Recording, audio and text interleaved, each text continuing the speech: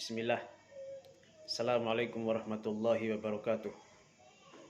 Innal hamdalillah nahmaduhu wa nasta'inuhu wa nastaghfiruh wa na'udzu billahi min shururi anfusina wa sayyiati a'malina. May yahdihillahu fala mudhillalah wa may yudlil fala hadiyalah. Asyhadu an la ilaha illallah wa asyhadu anna Muhammadan abduhu wa rasuluhu. Qala Allah Ta'ala fi kitabihil karim. Ya ayyuhalladzina amanu taqullaha haqqa tuqatih wa la tamutunna illa wa antum muslimun, amma ba'd. Fa inna asdaqal hadits kitabullah wa khairul huda huda Muhammad sallallahu alaihi wasallam wa syarrul umuri muhdatsatuha fa inna kulla muhdatsatin bid'ah wa kulla bid'atin dhalalah wa kulla dhalalatin finnar. Ayyuhat talabah, a'azakumullahu wa zadakumullahu ilman wa hirsan wal barakah fil ilmi atau fil umur. Kita melanjutkan pembahasan kita sebelumnya, masih pada halaman 29, tuntutan orang-orang Quraisy kepada Nabi Shallallahu Alaihi Wasallam. Tuntutan yang dilakukan oleh orang-orang Quraisy ini karena begitu kuatnya dakwah Nabi, begitu gencarnya celaan Nabi Shallallahu Alaihi Wasallam terhadap Tuhan orang-orang Quraisy. Maka setidaknya ada 3 hal yang dilakukan oleh orang-orang Quraisy guna untuk menghentikan dakwah Nabi Shallallahu Alaihi Wasallam dan laju perkembangan dakwah Islam. Yang pertama, orang-orang Quraisy melakukan tindakan keras dengan penyiksaan terhadap orang-orang lemah yang baru masuk Islam. Orang-orang yang disiksa oleh orang Quraisy ini hanya ditujukan kepada orang-orang yang lemah. Adapun dari golongan orang-orang bangsawan, orang-orang terpandang ini, mereka tidak berani melakukan siksaan. Tujuan mereka melakukan siksaan ini agar tidak ada lagi orang yang masuk ke dalam agama Islam atau untuk memurtadkan orang-orang Islam yang disiksa tersebut. Namun cara yang pertama ini tidak mendatangkan hasil. Ya, justru orang-orang yang mereka siksa tetap teguh di atas keyakinan mereka. Bahkan mereka lebih memilih mati daripada keluar dari agama Islam. Kemudian mereka beralih kepada cara yang kedua. Cara yang kedua ini adalah negosiasi ibadah, yang mana mereka meminta kepada Nabi Shallallahu Alaihi Wasallam, ya, kalau memang Muhammad tidak bisa meninggalkan dakwah Islam, maka setidaknya Nabi Muhammad melakukan penyembahan terhadap berhala orang-orang Quraisy. Tahun ini Muhammad menyembah berhala orang Quraisy, tahun depan ya giliran kami menyembah Tuhannya Muhammad. Ya, jadi rolling dalam beribadah. Nah, tentunya penawaran ini tidak diterima oleh Nabi Sallallahu Alaihi Wasallam, sehingga Allah Subhanahu Wa Taala menurunkan penolakan terhadap tawaran tersebut. Fa'anzalallahu alaihi surat al-kafirun. Allah pun menurunkan surat al-kafirun. Qul ya ayyuhal kafirun la a'budu ma ta'budun wala antum abiduna ma a'bud, dan seterusnya. Ya, hingga akhir ayat, lakum dinukum waliyadin. Agamamu agamamu, ya agamaku. Ya, tauhid, penyembahan kepada Allah tidak bisa dicampur adukan dengan kesirikan. Ya. Al-haq tidak bisa dicampur aduk dengan kebatilan. Ya. Penawaran kedua ini ditolak oleh Nabi Sallallahu Alaihi Wasallam. Kemudian mereka melakukan penawaran yang ketiga. Falamma aisu talabu minhu an yusqita minal Qur'an ma yughidhuhum min dhammi aliyatihim wa ibadatihim. Ketika mereka berputus asa, maka mereka menuntut atau mereka meminta agar Muhammad menghapus sebagian ayat yang tidak sesuai dengan selera orang-orang Quraisy. Seperti di situ ada ayat-ayat yang mencela berhala, ya, ayat-ayat yang mencela ibadah-ibadah mereka, Tuhan-Tuhan mereka itu dihilangkan. Ayubaddilahu biqur'anin akhar, atau ganti dengan Al-Quran yang lain. Ini 3 tuntutan mereka.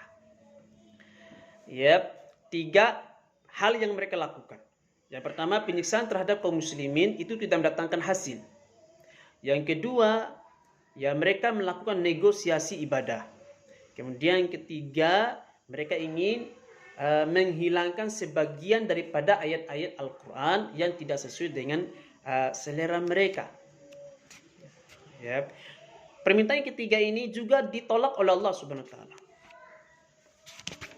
Allah katakan, fa'anzalallahu jawaban lahum. Allah menurunkan ayatnya sebagai jawaban terhadap mereka. Kul ma yakunu li an ubaddilahu min tilqai nafsi in attabi illa ma yuha ilayya. Katakanlah kepada mereka bahwasanya saya tidak bisa mengganti untuk diriku ayat itu kecuali aku hanya mengikuti apa yang diwahyukan kepadaku.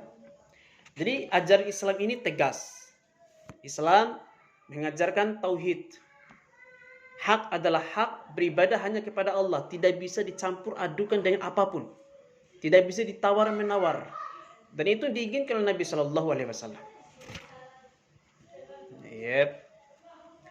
Rupanya permintaan dan tuntutan orang Quraisy ini tidak mendatangkan hasil. Ya, mereka hanya menunjukkan sikap keras dan kasar mereka terhadap orang-orang yang lemah dengan tetap melakukan penyiksaan, bahkan pembunuhan terhadap kaum muslimin. Kemudian berikutnya, hijratul habasyati al-ula, hijrah kaum muslimin ke negeri Habasyah atau Ethiopia. Hijrah pertama ke Habasyah. Lamma ra'an nabiyyu ma yalhaqu bi ashabihi min al-adza wa anwa'il azab amarahum bil hijrati ilal Habasyah. Tatkala ro'an Nabi melihat ma yalhaqu bi ashabihi, apa yang menimpa para sahabatnya, minal adza, berupa siksaan atau gangguan.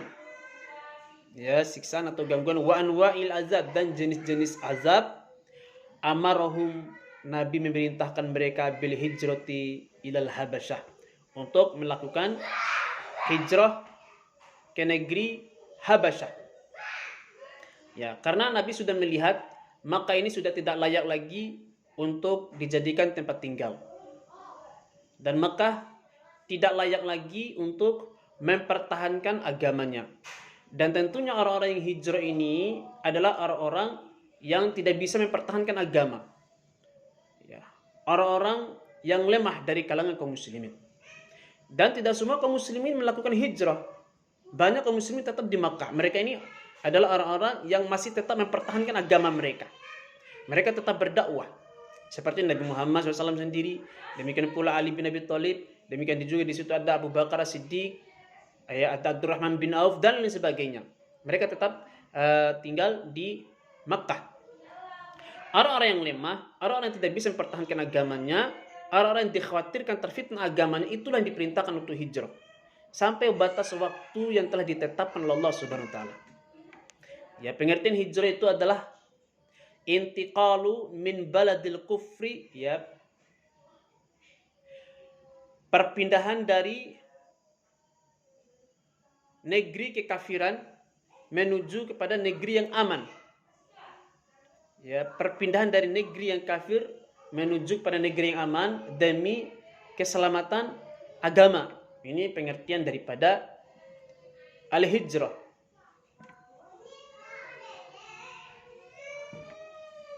Fahajar asyratun min ashabihi wa khamsun niswatin. Maka berhijrahlah 10 sahabat Nabi, dan 5 dari kalangan mereka itu adalah perempuan.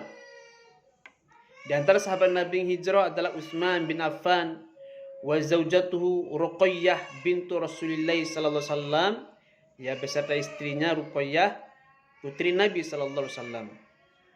Ya, jadi yang memimpin hijrah ini adalah Utsman bin Affan. Beliau membawa istrinya Ruqayyah putri Nabi sallallahu alaihi wasallam. Wa qad raja'u ba'da thalathati ashhur bisababi alamil gurbati wa qillati adadihim. Kemudian mereka kembali dari Habasyah setelah 3 bulan. Ya, jadi para sahabat mereka hanya berhijrah di Habasyah cuman 3 bulan saja, tidak lama. Kenapa mereka hanya 3 bulan saja kemudian kembali ke kota Makkah? Bisababi alamil gurbati, karena disebabkan penyakit yang gorib, yang aneh, yang muncul di Habasyah. Wa qillati adadihim, dan jumlahnya mereka sedikit. Ya, dan jumlah mereka sedikit. Wa kana dzalika fi sanatil khamisah minal hijrah wa hiya awwalu hijrati fil Islam. Dan pada saat itu adalah tahun kelima hijrah, dan itu adalah hijrah pertama di dalam Islam. Pada hijrah pertama ini ya, memang di sini hanya disebutkan secara ringkas saja. Banyak pembahasan sebenarnya di dalam masalah hijrah ini, terutama al-hijratu al-ula fil Islam, hijrah pertama di dalam Islam. Ya. Banyak sekali gangguan ataupun ujian kaum muslimin pada hijrah pertama ini. Ya.